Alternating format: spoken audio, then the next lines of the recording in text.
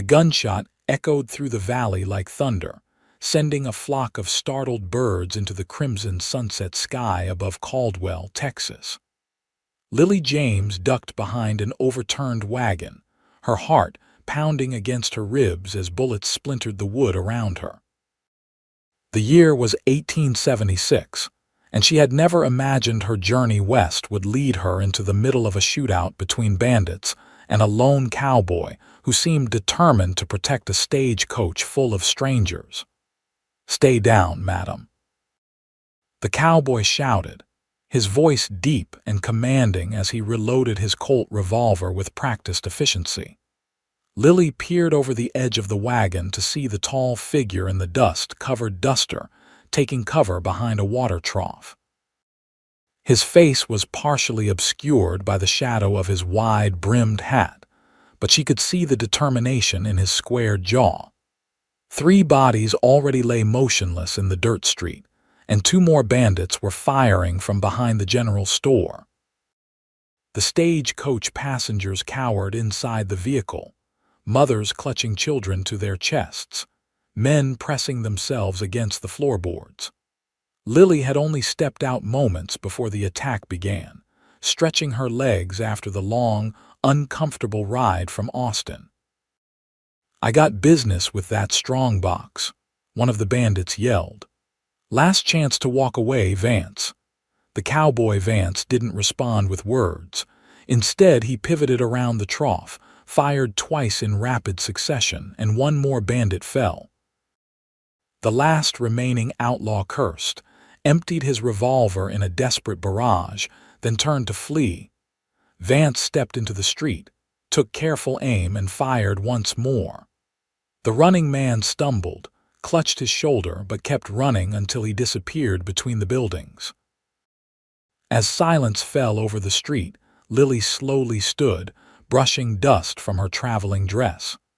The cowboy holstered his weapon and approached the stagecoach, speaking softly to the frightened passengers. "Everyone all right in there?" Trembling with the aftermath of fear, Lily walked toward him. "You saved all these people." He turned to her, and for the first time she saw his face clearly. He couldn't have been more than 30, with eyes the color of a summer storm and a small scar cutting through his right eyebrow. His features were handsome but weathered by sun and hardship. "Vincent Vance," he said simply, tipping his hat. "Town Marshal." "Lily James," she replied, extending her hand. "I'm the new school teacher." Something flickered in his eyes, surprise, perhaps regret. "School teacher. Madam, I'm afraid there's been a mistake.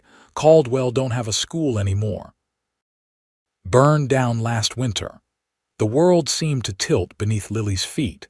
"But I received a letter. I was hired by the town council."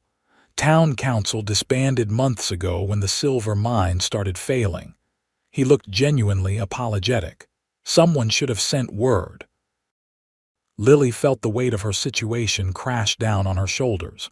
She had sold everything she owned back in Boston, traveled for weeks, spent nearly all her savings to get here, and now nothing. "I see," she said stiffly, fighting back tears. "Well, I appreciate your honesty, Marshal Vance." She turned away, trying to maintain her composure when his voice stopped her. "Where will you go?" Lily looked back, forcing a smile that didn't reach her eyes.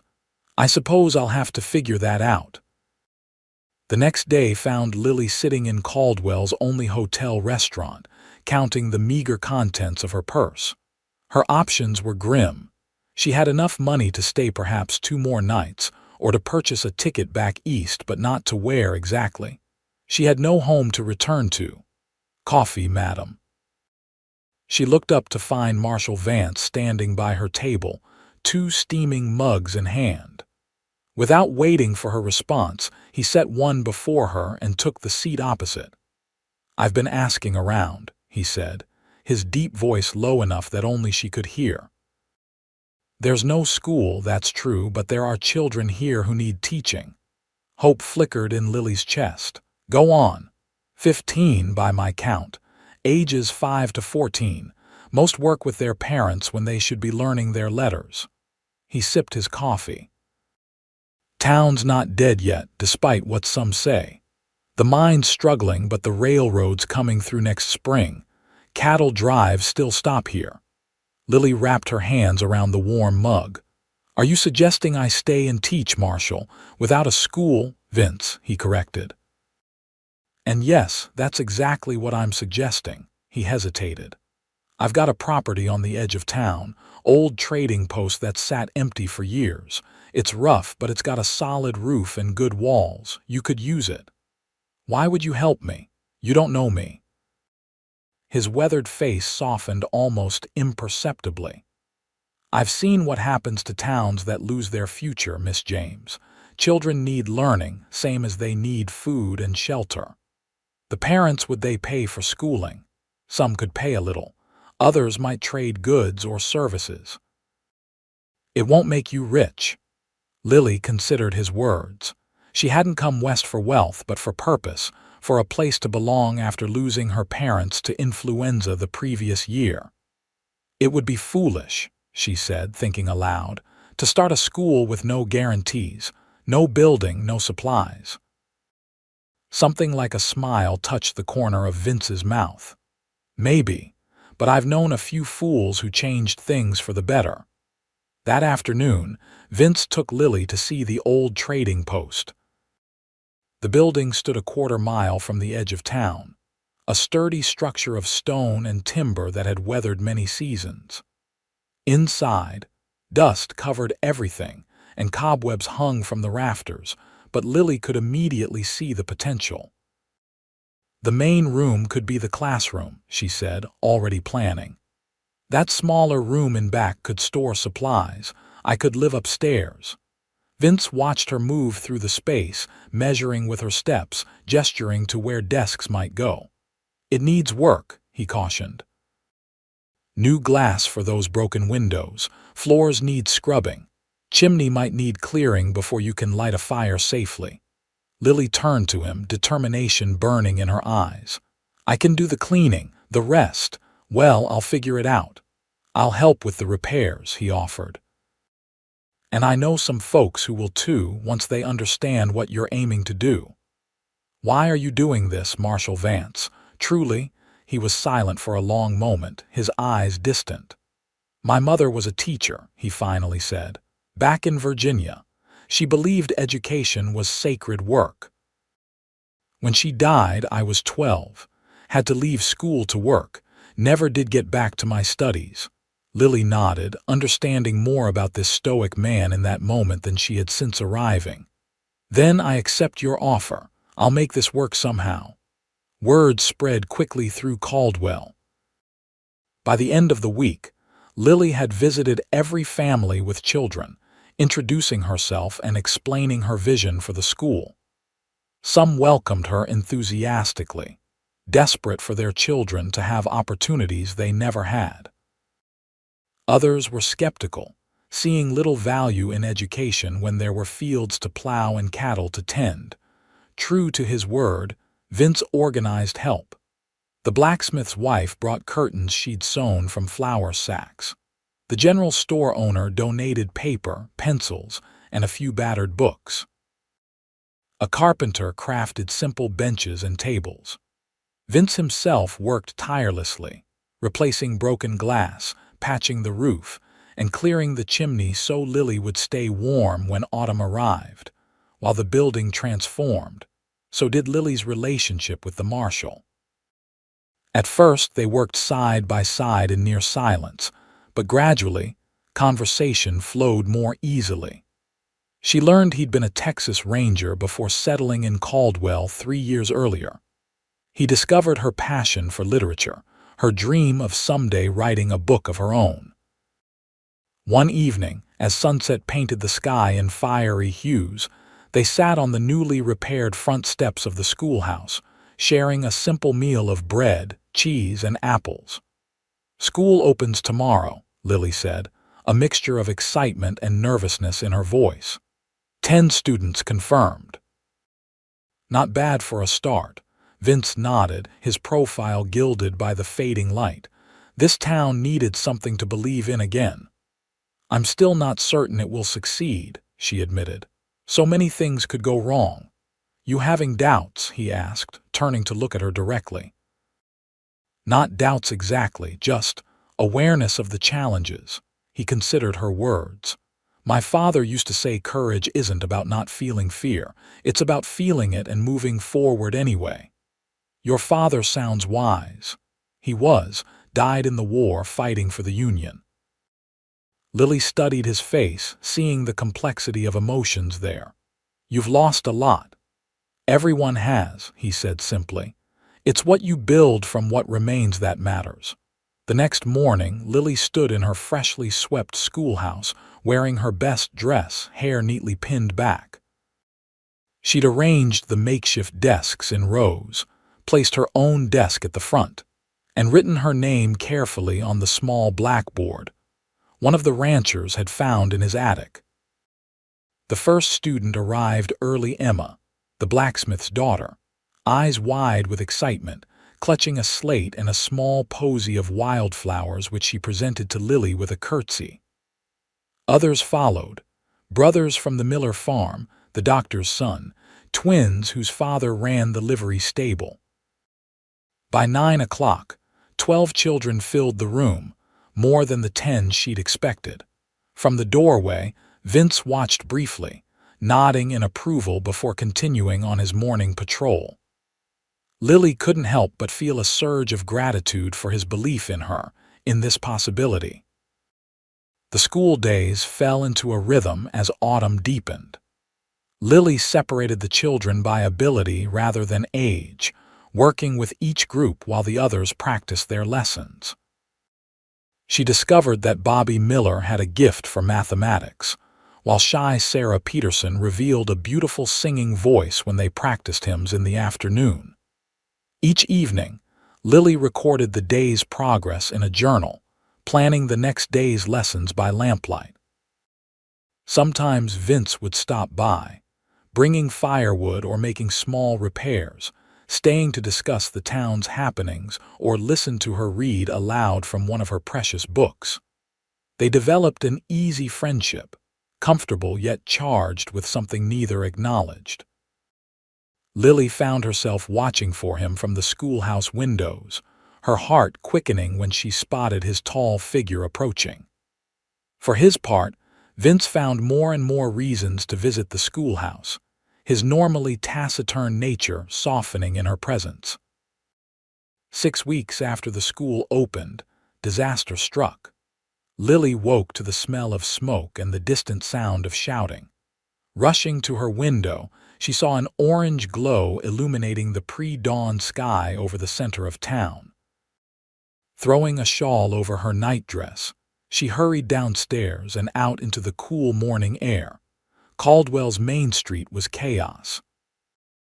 The Mercantile was fully engulfed in flames, and men were frantically passing buckets of water in a chain from the town well, trying to prevent the fire from spreading to neighboring buildings. Women gathered children and valuables, ready to evacuate if necessary. In the midst of it all stood Vince, directing the firefighting efforts, his face blackened with soot, his voice hoarse from shouting orders. When he saw Lily, he paused only long enough to call out, "Get the children to the schoolhouse. It's safely away from town." Lily immediately began gathering the frightened children, organizing the older ones to help with the younger, leading them all to the safety of her schoolhouse on the edge of town. Parents, grateful for a safe place to send their little ones, returned to help with the fire or salvage possessions. By mid-morning, the fire was contained, but the Mercantile was destroyed. Its owner, Herbert Wilson, sat dazed on a barrel across the street, his life's work reduced to smoldering timbers. His wife wept quietly beside him, their teenage son standing stoically nearby. Lily approached them after ensuring all the children were settled at the school, with the older students reading stories to the younger ones. "Mr. Wilson, Mrs. Wilson, I'm so sorry," she said, placing a gentle hand on the woman's shoulder. "Is there anything I can do, Mrs.?" Wilson looked up, eyes red-rimmed. "You're already minding Tommy's little brothers. That's blessing enough." Mr. Wilson shook his head. 20 years of work, gone in an hour. He looked up at the blackened shell of his store. "Don't even know how we'll feed ourselves now, let alone rebuild." "The town will help," Lily assured him, though she wondered how much help could come from a community already struggling. Later that afternoon, Vince called a town meeting in the church, the only building large enough to hold everyone. Exhausted from fighting the fire, his voice ragged, he nevertheless commanded attention as he stood before the gathered citizens. "The fire was no accident," he announced grimly. "Someone broke in, robbed the safe, then set the blaze to cover their tracks." Murmurs rippled through the crowd. Vince raised a hand for silence. "I've found tracks leading north. I'll be heading out at first light to follow them." "Alone," someone called out. "That's foolishness, Marshal. Can't spare men from rebuilding," Vince replied. "This town needs every hand." After the meeting dispersed, Lily caught up to Vince outside the church. "You can't go alone," she insisted. "It's too dangerous." His face was grim in the fading light. "Got no choice, Lily. That money was meant to pay the miners their wages. Without it, some families won't eat this winter." "Then deputize someone, form a posse." He shook his head. "Every man here has a family depending on him. I don't." The implication of his words stung, though she knew he hadn't meant it as a rejection. Still, she persisted. "You have responsibilities too. This town needs you." Something softened in his eyes as he looked at her. "I'll be back," he promised. 3 days, maybe 4. Before dawn the next morning, Lily was waiting at the livery stable when Vince arrived to collect his horse. She held out a small package wrapped in oilcloth. "Food for the trail," she explained, "and this." She handed him a small, worn book. "It was my father's, poems by Tennyson, for the lonely hours." Vince took both offerings, tucking the book carefully inside his coat. "Thank you," he said, his voice rough with something unspoken. "Come back safely," she replied, not trying to hide the concern in her eyes. He mounted his horse, adjusted his hat against the rising sun, and looked down at her one last time. "I gave my word, didn't I?" With that, he rode north, following the outlaws' trail, while Lily returned to her schoolhouse and the children who would soon arrive. The town rallied in the days that followed. Men worked together to clear the burned remains of the mercantile. Women organized what food supplies remained, ensuring everyone had enough to eat. Lily continued teaching during the day, then joined the recovery efforts each evening. 3 days passed with no word from Vince. Then 4. By the 5th day, worry gnawed constantly at Lily's thoughts. She found herself stopping mid-sentence during lessons, distracted by every sound that might be a horse approaching. On the 6th day, as she was dismissing her students for the afternoon, a rider appeared on the horizon. Her heart leapt, then fell as she recognized not Vince but Tom Fletcher, who owned the largest ranch outside Caldwell. "Miss James," he called as he dismounted. "Is the marshal back yet?" "No," she replied, dread pooling in her stomach. "Have you news of him?" Fletcher removed his hat, twisting it in his hands. "One of my boys found a horse wandering near the North Creek. Marshall's horse." The children still lingering nearby fell silent, sensing the gravity of the news. "Was there any sign of Marshal Vance?" Lily asked, forcing her voice to remain steady. "Blood on the saddle," Fletcher said quietly. "Not much, but some. No sign of the marshal himself." Lily's mind raced. "We need to form a search party immediately," Fletcher nodded. "Already started gathering men. We ride in an hour." "I'm coming with you," Lily stated, her tone leaving no room for argument. "Miss James, it's no place for I know tracking," she interrupted. "My father taught me, and I know basic medical care." She held his gaze determinedly. "You might need both." Fletcher looked like he wanted to refuse, but after a moment's consideration, he nodded. 1 hour. Bring whatever supplies you can. The search party numbered 8.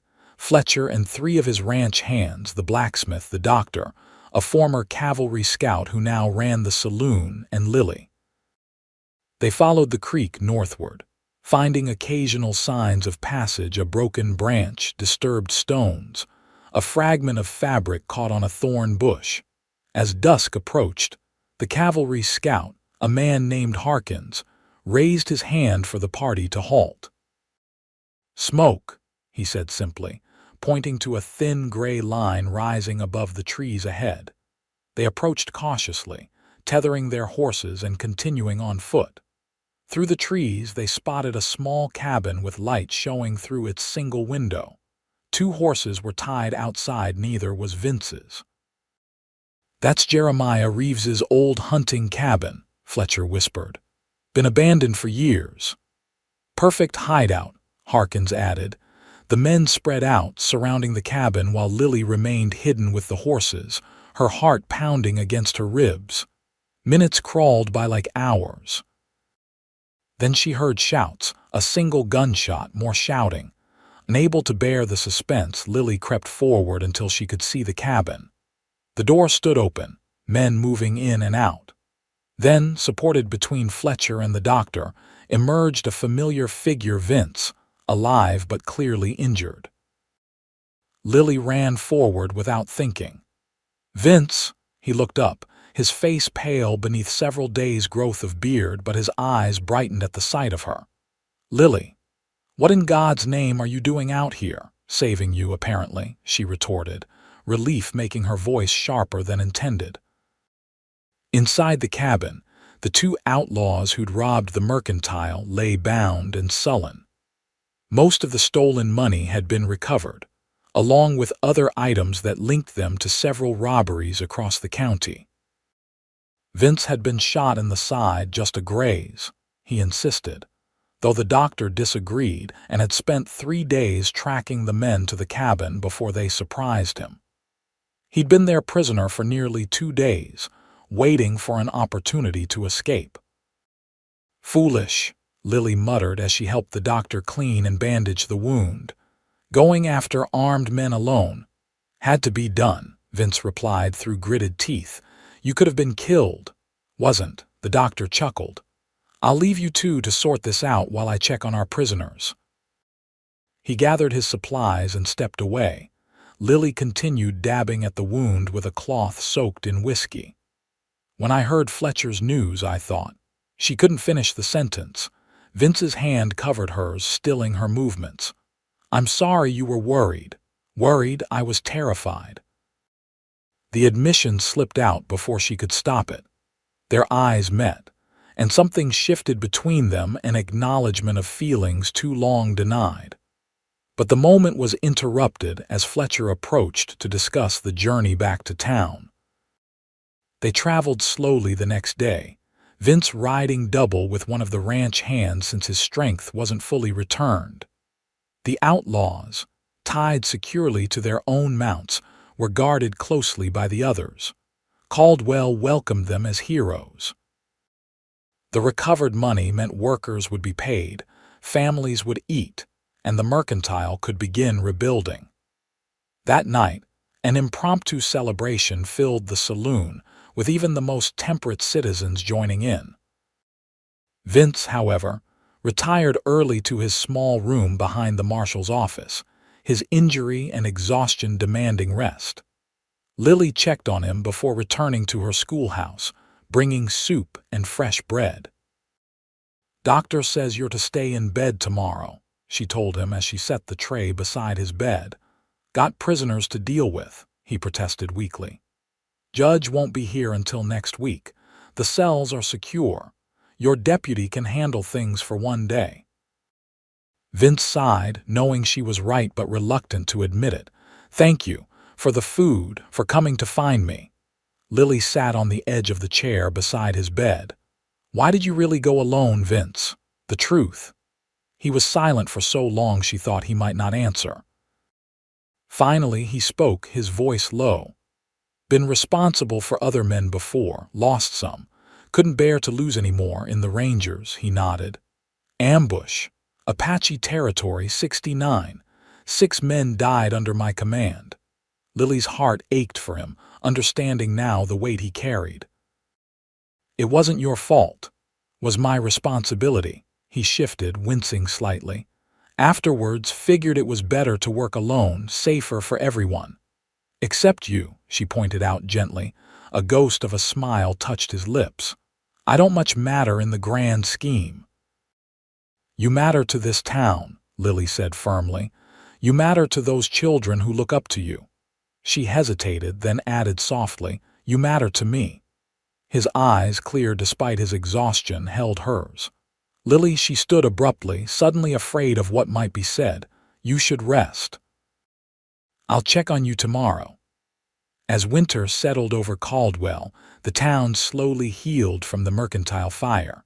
Herbert Wilson rebuilt with the help of his neighbors, opening a smaller but functional store before the first heavy snow. The captured outlaws were tried and sent to prison in Austin. Their stolen goods returned to rightful owners across 3 counties. Lily's school flourished, growing to 18 students. She organized a Christmas pageant that brought the entire town together in the small church. Children reciting poems and singing carols while proud parents watched. Even Vince, normally uncomfortable in crowds, attended, sitting in the back row but unable to hide his smile when Bobby Miller perfectly recited a passage from Dickens.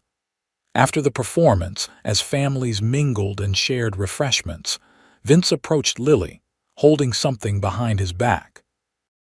The children did wonderfully, she greeted him, cheeks flushed with success and the warmth of the crowded room. Thanks to their teacher, he replied. I have something for you. He revealed a small package wrapped in brown paper and tied with string.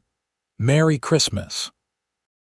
Surprised and touched, Lily carefully unwrapped it to find a beautiful leather-bound journal, the cover stamped with her initials, LJ. For your writing, Vince explained. Your stories deserve better than those loose papers you've been using. Lily ran her fingers over the smooth leather, deeply moved by the thoughtfulness of his gift. Vince, it's perfect. Thank you. She had a gift for him as well, a hand-knitted scarf in deep blue that matched his eyes. As she wrapped it around his neck, their fingers brushed, and the same electricity that had been building between them for months surged stronger than ever. Would you walk me home? She asked impulsively. Outside, the night was clear and cold, stars scattered like diamond dust across the black velvet sky. Their breath formed clouds in the frigid air as they walked side by side toward the schoolhouse. Spring's not far off, Vince said, breaking the comfortable silence. Railroad surveyors will be back by March. The children are excited about seeing the trains, Lily replied. Bobby's already asking about the engineering principles involved. Vince smiled. That boy's going to build something remarkable someday. All these children could do amazing things given the chance, Lily said passionately. They just need someone to believe in them. Like you believed in your school when everyone else thought it was foolish. They had reached the schoolhouse steps. Lily turned to face him. They called you a fool too, didn't they? For helping me start this school when the town was struggling. Vince nodded, his expression thoughtful in the moonlight. Some did. Yet you helped anyway. Why? He looked at her intently. Maybe being called a fool isn't the worst thing in the world if you're being foolish for the right reasons. The air between them seemed to vibrate with unspoken feelings. Lily gathered her courage and took a step closer to him. And what would the right reasons be? Hope, he said softly. Faith and, she prompted when he didn't continue. Instead of answering with words, Vince slowly lowered his head until his lips met hers in a gentle, questioning kiss. Lily responded immediately, her hands moving to his shoulders as the kiss deepened. years of loneliness and wanting dissolving in the perfect rightness of the moment. When they finally parted, Vince rested his forehead against hers. Love, he finished his earlier thought. That would be the right reason. Lily smiled, her heart so full it felt it might burst. Then I'll be a fool too, Vincent Vance. Gladly. As winter yielded to spring, Lily and Vince's courtship became the talk of Caldwell. They were often seen walking together on Sunday afternoons, sharing meals at the hotel restaurant, or sitting side by side at town meetings. Vince became a regular visitor to the school, sometimes teaching the children about tracking or demonstrating how to identify edible plants. The students adored him, especially the boys, who competed for his attention and approval. In April, the railroad surveyors returned as promised, bringing with them a flurry of activity and a surge of optimism. New businesses began to open in anticipation of increased traffic: a proper dressmaker's shop, a second saloon, a small bank. Families who had considered leaving began making plans to stay and expand their homes instead. One evening, as Lily and Vince sat on the schoolhouse porch watching the sunset, he broached a subject that had been on his mind. "Town's growing," he observed. "Might need a bigger school before long," Lily nodded, leaning comfortably against his shoulder. "I've been thinking the same. We could add a room to this building, perhaps, or find a larger property closer to town." Vince was quiet for a moment, then said carefully, "There's that piece of land just north of the church, 2 acres. Good flat ground for building." "That would be perfect," Lily agreed. "But I couldn't possibly afford it." "I bought it," Vince said simply. "Last week." Lily straightened, turning to look at him in surprise. "You did? Why?" He met her gaze steadily. "Thought we might build 2 things there, a new school." He reached into his pocket and withdrew a small velvet box. "And a home. Our home." Lily's breath caught as he opened the box to reveal a delicate gold ring set with a small pearl. "It's not fancy," he said apologetically, "but it was my mother's." "It's beautiful," Lily whispered, tears filling her eyes. Vince took her hand in his. "Lily James, I've loved you since the day you stood in that dusty old trading post and saw not what was, but what could be. You brought hope back to this town. You brought it back to me." He took a deep breath. "Would you do me the honor of becoming my wife?" "Yes," she answered without hesitation, joy radiating through her entire being. "Yes, Vince, I will." The news of their engagement spread through Caldwell like wildfire. The townspeople, who had watched their relationship blossom, were universally delighted. Plans were made for a June wedding in the church, with a celebration afterward that would include the entire community. Construction began immediately on the new schoolhouse, with every able-bodied man in town volunteering time and skills. Adjacent to it, the framework of a modest but comfortable home took shape: the future residence of the marshal and the schoolteacher. 2 weeks before the wedding, trouble arrived in Caldwell. A gang of cattle rustlers had been working their way through the county, and they set their sights on Tom Fletcher's prize herd. When Fletcher's ranch hands discovered the theft, they immediately rode to town for help. Vince organized a pursuit party, promising Lily he would return in plenty of time for their wedding. "Just a simple recovery mission," he assured her. "These rustlers are amateurs compared to what I've handled before." But as the days passed with no word, Lily's concern grew. The wedding preparations continued around her. Her dress was finished, the church decorated, food prepared, but her thoughts remained with Vince and the dangers he might be facing. On the 5th day, just as Lily was considering organizing another search party, riders appeared on the horizon. As they drew closer, she recognized Vince at their head, and beside him, Fletcher's men driving the recovered cattle. The town erupted in cheers as the procession entered Caldwell. Lily ran to meet them, her relief so profound she could barely speak as Vince dismounted and swept her into his arms. "You're late," she managed to say against his chest. "Had to take a longer route to avoid another gang operating near the border," he explained, his voice hoarse with exhaustion. "I promised I'd make it back, didn't I?" Later, after Vince had cleaned up and rested, he and Lily walked to see the progress on their new home. The basic structure was complete, awaiting only interior finishings and furnishings. "It's really happening," Lily marveled, standing in what would be their front parlor. "Sometimes I can hardly believe it." Vince put his arm around her shoulders. Having second thoughts, she leaned into him, shaking her head. "Never, it's just. A year ago I arrived here with nothing but disappointment.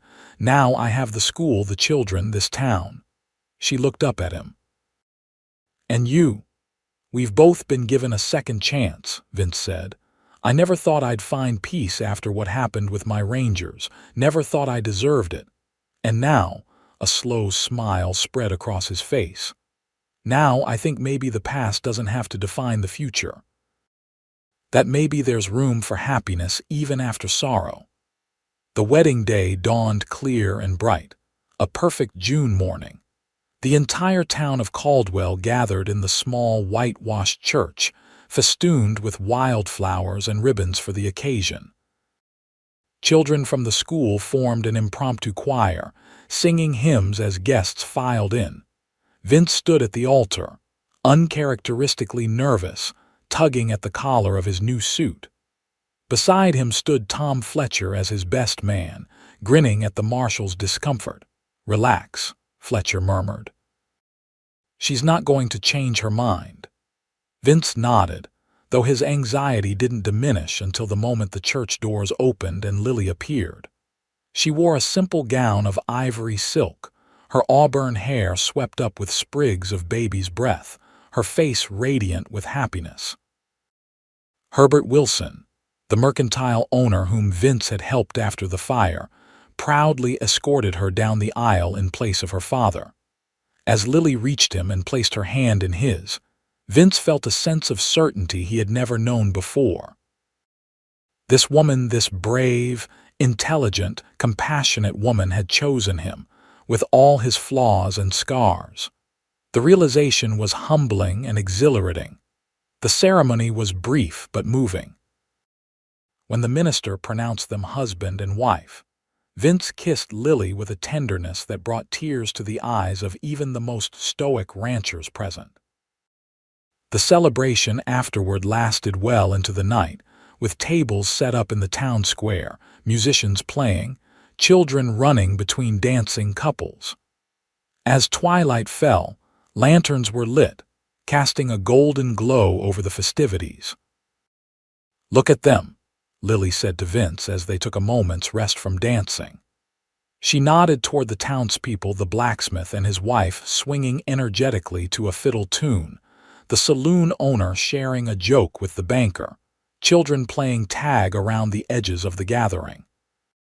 "A year ago, this town was dying. Now look at it." "It wasn't me who saved it," Vince replied, his eyes on her face. "It was you, with your determination to build something where others saw only ruin." "We saved it together," Lily corrected him, "and now we'll build its future together." Their first home as husband and wife was Lily's rooms above the old schoolhouse, while construction finished on their new home. Those summer months were a time of adjustment and discovery, learning each other's habits, compromising on daily routines, sharing the deep thoughts and dreams they'd held private for so long. Vince discovered that Lily talked in her sleep, sometimes reciting poetry or giving lessons to imaginary students. She learned that he rose before dawn each day, a habit from his ranger days, and would watch the sunrise with a cup of coffee before beginning his rounds of the town. They moved into their new home in August, just before the school term began. Their house sat adjacent to the new schoolhouse, close enough for convenience, but with enough separation to maintain privacy. Both buildings were simple but well constructed, with large windows to catch the breeze and solid stone fireplaces for winter warmth. The railroad arrived in September, right on schedule. The first train's arrival was cause for another town celebration, with Vince giving a short speech about progress and opportunity, surprising himself with his newfound comfort in public speaking, another change he attributed to Lily's influence. With the railroad came new settlers, new businesses, and new students for the school. By Christmas, Lily had hired an assistant teacher to help with the growing enrollment. The town council reformed, with Vince serving as one of its members alongside his marshal duties. Their first anniversary approached, and with it, Lily had news to share. She prepared a special dinner at home, setting the table with their best dishes, lighting candles as dusk fell. When Vince returned from his duties, she greeted him with a kiss that lingered longer than usual. "Happy anniversary," she murmured. "That's tomorrow," he reminded her with a smile. "I know, but I wanted us to celebrate privately tonight, just the two of us." Over dinner, they reminisced about the past year, the challenges they'd overcome, the joys they'd shared, the community they continued to build together. After the meal, as they sat by the fire, Lily took Vince's hand and placed it gently on her abdomen. "We'll need to think about adding a room to the house," she said softly. "By next summer there will be 3 of us." Vince's expression transformed from confusion to wonder as her meaning became clear. "A baby? You're certain?" Lily nodded, her eyes shining. "Dr. Harrison confirmed it yesterday. He says all appears well." For a moment, Vince seemed unable to speak, overwhelmed by emotion. Then he gathered Lily carefully into his arms as if she had suddenly become fragile as glass. "A family," he said, his voice thick. "Our family." The months that followed were filled with preparation and anticipation. Vince insisted on building a cradle himself, spending evenings in the small workshop he'd set up behind their home. Lily sewed tiny garments and adjusted her teaching schedule to accommodate her changing condition.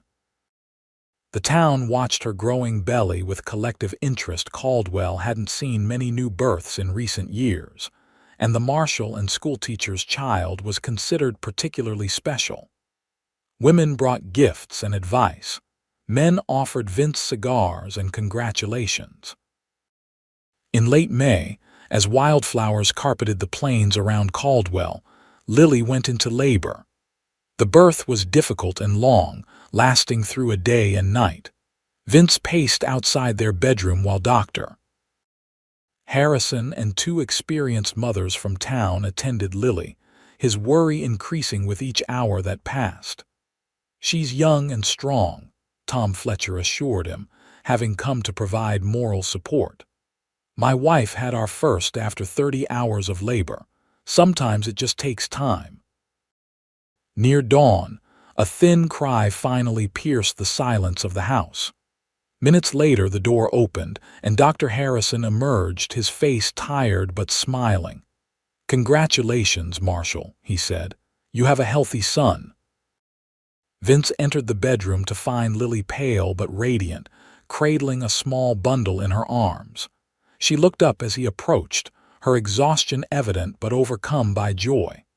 "Meet your son," she said, shifting the blanket to reveal a tiny red face framed by wisps of dark hair. "Thomas Vincent Vance." Vince sat carefully on the edge of the bed, tentatively extending a finger that the baby immediately grasped. "He's perfect," he whispered, his voice breaking with emotion. "He has your eyes, I think," Lily said, "and hopefully your strength." "He has your courage already," Vince replied. "Making such a journey to join us." Life shifted again to accommodate the newest member of their family. Vince rearranged his duties to spend more time at home, often carrying little Thomas with him on morning rounds once the baby was a few months old. Lily reduced her teaching hours temporarily, focusing on administrative duties she could perform with the infant nearby. Thomas was a good-natured baby, winning the hearts of everyone in Caldwell. He became a fixture at town events, passed from arm to arm while Vince kept a watchful eye on whoever was holding his son at any given moment. By the time Thomas was crawling, Lily had returned to teaching full-time, with the help of a young woman named Sarah who watched the baby during school hours. The arrangement worked well, allowing both Vince and Lily to continue their professional duties while raising their son. When Thomas was 18 months old, Lily discovered she was expecting again. This pregnancy was easier than the first, and in the spring of 1879, Margaret Lily Vance joined the family, a tiny, fair-haired daughter with her mother's thoughtful expression. 2 children under 3, Lily mused one evening as she nursed Margaret while Vince read a story to Thomas. If anyone had told me 3 years ago that this would be my life. Having regrets? Vince asked, looking up from the picture book. Lily smiled, watching her husband and son together, feeling her daughter's warmth against her chest. Not a single one. The years passed in a blend of ordinary days and special moments. Caldwell continued to grow, becoming a respectable town with a hotel, a proper schoolhouse that eventually expanded to 4 classrooms, and a newly built courthouse where Vince now served as sheriff rather than marshal, overseeing a small department of deputies. Thomas started school, showing his father's quiet determination and his mother's love of learning. Margaret proved to be more adventurous, constantly exploring and asking questions that sometimes left her parents scrambling for answers. In the winter of 1882, when Thomas was 6 and Margaret 4, a blizzard struck the region with unexpected ferocity. Livestock froze in the fields, travelers were stranded, and even in town, the cold penetrated the best insulated homes. Vince organized the community response, converting the church and school into temporary shelters, arranging for food distribution, and personally venturing out to rescue stranded families from outlying farms. Lily managed the school shelter, coordinating volunteers and ensuring everyone had warm bedding and hot meals. On the 3rd day of the storm, word reached town that the Collins family, who lived 5 miles out, had not been accounted for. Despite deteriorating conditions, Vince prepared to go search for them. "It's too dangerous," Lily argued, watching him layer clothing and check his weapons. "Send one of the deputies." "They've got families," Vince replied simply. "I won't ask another man to risk what I won't risk myself." "You have a family too," Lily reminded him, her voice tight with fear. "Thomas, Margaret, and me, we need you." Vince paused, turning to face her fully. "That's why I have to go. John Collins has 4 young children. If it were us out there, I'd want someone coming to find our babies." Lily knew she couldn't argue with his logic or his sense of duty. It was part of what she loved about him, even when it terrified her. "Promise me you'll be careful," she said instead. "Promise me you'll come back. I promise." He kissed her, then knelt to embrace Thomas and Margaret, who were watching wide-eyed from the doorway. "You two mind your mother and help with the folks at the school, all right? I'll be back before you know it." The hours after his departure were among the longest of Lily's life. She kept busy at the shelter, tending to the needs of those around her, but her thoughts remained with Vince, facing the brutal conditions alone. Night fell with no word. Lily put the children to bed at the shelter, telling them stories until they fell asleep, then continued working, refusing to rest. By dawn, dark circles shadowed her eyes and worry had etched lines around her mouth. Mid-morning, just as hope was beginning to fade, shouts from the edge of town announced Vince's return. He came driving a wagon pulled by exhausted horses. The Collins family huddled in the back under every blanket, they'd been able to salvage from their collapsed farmhouse. Lily ran to meet them, relief making her knees weak when she saw Vince frostbitten, exhausted, but alive. He climbed stiffly down from the wagon as volunteers helped the Collins family toward the shelter. "You found them," Lily said, reaching up to touch his cold, reddened face. "Roof caved in from the snow," Vince explained hoarsely. "They were sheltering in the root cellar. Nearly missed them." Later, after he had warmed up and rested, Vince shared the full story. He had searched the Collins property, finding the house damaged beyond repair but no sign of the family. Ready to give up, he'd noticed a thin tendril of smoke rising from behind a snowdrift. The family had managed to keep a small fire going in the root cellar vent pipe. A last desperate signal. "You could have died out there," Lily said as they lay in bed that night, back in their own home with the blizzard finally abating. "The children and I could have lost you." Vince drew her closer. "When I found that family, the oldest boy, he couldn't have been more than 12, he was standing guard with his father's shotgun, protecting his mother and the little ones. Made me think of Thomas, what he might have to do someday if you weren't here," Lily finished softly. "I've been thinking," Vince said after a moment. "Maybe it's time for a change. Sheriff Brady over in Fort Worth has been asking me to join the Rangers again, help train new recruits. It would mean less field work, more predictable hours, safer." Lily propped herself up on one elbow, studying his face in the dim light. "You'd consider leaving Caldwell, after all we've built here, for you and the children?" "Yes." His eyes met hers steadily. "This town doesn't need me the way it once did. It's stable now, thriving. But Thomas and Margaret need a father. You need a husband who comes home every night." The depth of his love, expressed in this willingness to set aside the role that had defined him for so long, moved Lily profoundly. "We'll discuss it," she promised. "But whatever we decide together." In the end, they chose to stay in Caldwell. Vince did make changes, though training his deputies more thoroughly, delegating dangerous tasks he would once have handled himself, ensuring he was home for dinner with his family nearly every evening. He remained sheriff, but he became more of an administrator than a frontline lawman, a transition that surprised him by bringing satisfaction rather than frustration. Lily's school continued to flourish under her guidance. By 1885, Caldwell had a proper school board, and Lily served as principal of a school that now employed 5 teachers and educated over 100 children. Her original vision had expanded beyond anything she could have imagined that first uncertain autumn. Thomas, now 9, showed aptitude in mathematics and science, spending hours with mechanical toys and puzzles.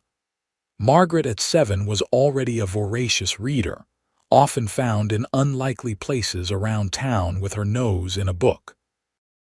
Both children were well loved by the community that had watched them grow from infancy.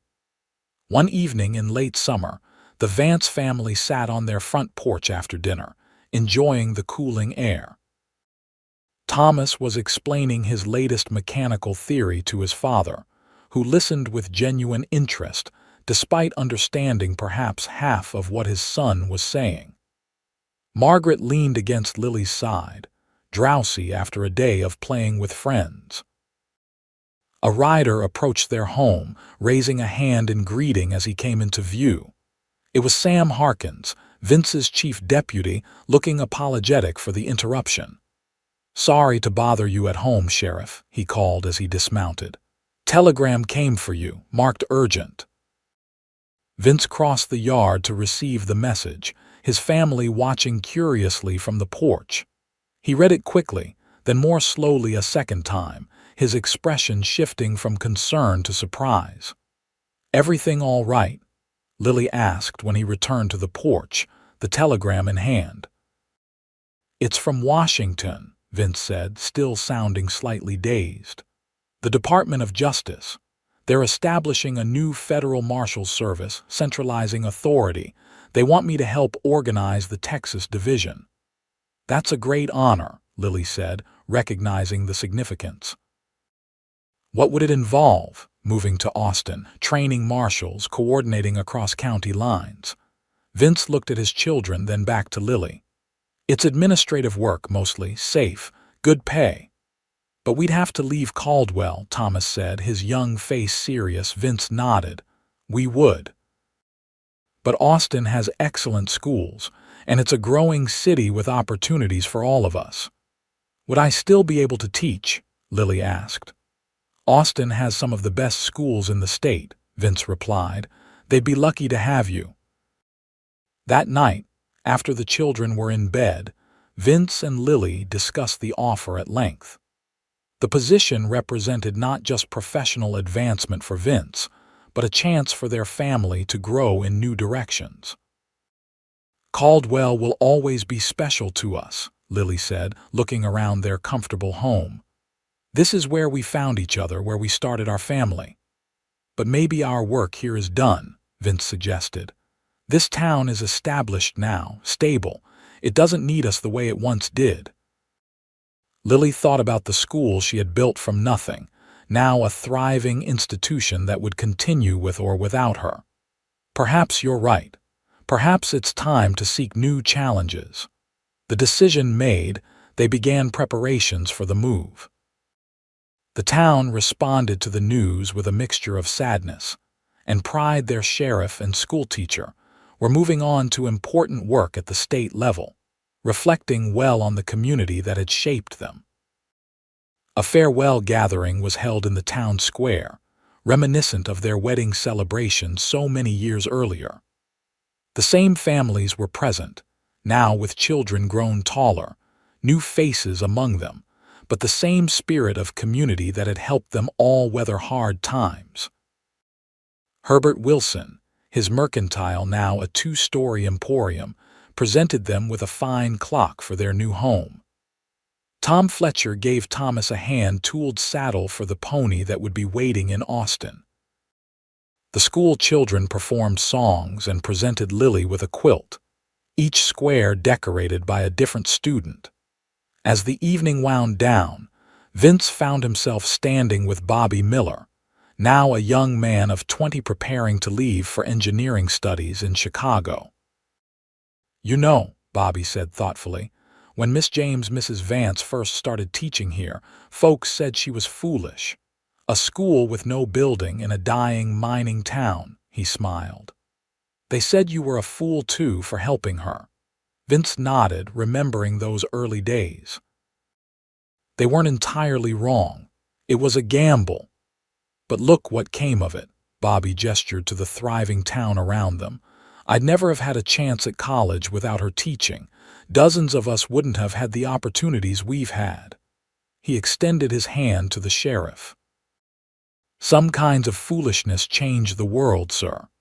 Later, as Vince related this conversation to Lily while they packed books in their parlor, she paused, a wistful smile playing on her lips. "You remember what you said to me that day I decided to stay and start the school?" she asked. Vince thought back. "I said something about fools changing things for the better, didn't I?" "Close," Lily replied. "I told you it would be foolish to start a school with no guarantees, and you said you'd known fools who changed things for the better." "Wisest foolishness I ever committed," Vince said, crossing the room to take her in his arms. "Falling in love with the schoolteacher." Lily's eyes sparkled with memory. "On our wedding night, I told you they called you a fool for helping me, and do you remember what you said?" Vince smiled, the moment vivid in his mind. "Then I'll be a fool till I die." Their departure from Caldwell was bittersweet, the closing of one chapter, the beginning of another. The family traveled by train to Austin, watching the familiar landscape of their home for the past decade recede into the distance. Austin welcomed them warmly. The city was growing rapidly, with new government buildings rising alongside established neighborhoods. Their new home was larger than the one in Caldwell, with a garden where Margaret immediately began planning a flower bed, and enough bedrooms that Thomas could have a space dedicated to his scientific experiments. Vince's work with the federal marshals proved challenging and rewarding. He found himself drawing on all his years of experience as he helped shape the new organization, training men to uphold the law across the vast territories of Texas. Lily secured a position at one of Austin's premier schools, quickly earning respect for her innovative teaching methods and dedication to her students. Within a year, she was invited to help develop curriculum for schools across the state, her influence extending far beyond a single classroom. The children adjusted well to city life. Thomas joined a science club at school and began corresponding with engineers working on the new Capitol building. Margaret discovered the city library and spent hours exploring its extensive collections, developing a particular interest in history that would later shape her career. And yet, despite the excitement of their new lives, Caldwell remained a touchstone. They returned for visits when possible, staying with old friends, watching the town continue to evolve. Each time they visited, they were greeted as returning heroes, their legacy evident in the thriving community they had helped build. On one such visit, for Caldwell's 20th anniversary celebration in 1890, Vince and Lily took an evening walk to the original schoolhouse. The old trading post had been preserved as a historical landmark, a plaque commemorating its role as the town's first school. "It's smaller than I remember," Lily remarked as they stood before the weathered building. "Or maybe we've grown," Vince suggested, his arm around her shoulders. They had indeed grown, not just in their professional accomplishments or in the family they had raised, but in the depth of their connection to each other. The passionate love of their early years had matured into something equally powerful, but more enduring, a partnership of mind, heart, and purpose that had weathered challenges and celebrated triumphs. As they walked back toward town in the gathering dusk, Lily glanced at her husband, his profile silhouetted against the sunset-painted sky. Gray now threaded his dark hair, and lines of experience marked his face, but he was still the man who had believed in her vision when it seemed impossible. "Do you ever regret it?" she asked. "Any of it?" Vince knew exactly what she meant without explanation, the beauty of a lifetime shared. "Not a single moment," he replied.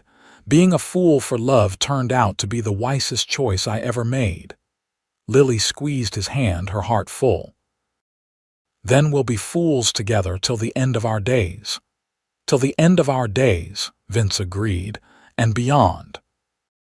And so they continued their journey, the schoolteacher and the lawman who had found each other in a struggling town and built a life of purpose, passion, and profound love. Fools, perhaps, in the eyes of some, but wise beyond measure in the ways that truly mattered.